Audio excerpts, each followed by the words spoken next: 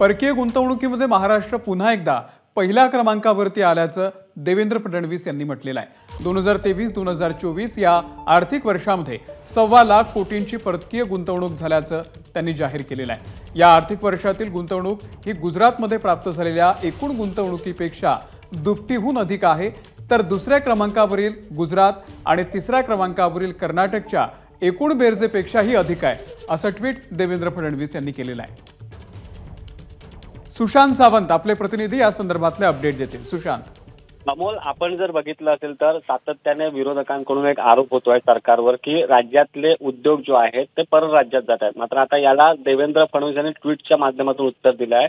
खऱ्या अर्थाने त्यांनी आकडेवारी तिथे ट्विट केलेली आहे। त्यामध्ये त्यांनी असा उल्लेख केलाय की बोलायला नाही तर कर्तृत्व दाखवायला हिंमत लागते, अशी टीका जी आहे ती त्यांनी ट्विटच्या माध्यमातून केली आणि त्यामध्ये त्यांनी आकडेवारी दिली आहे। 2022 ची आकडेवारी असेल आणि 2023 आणि 24 ची आकडेवारी असेल।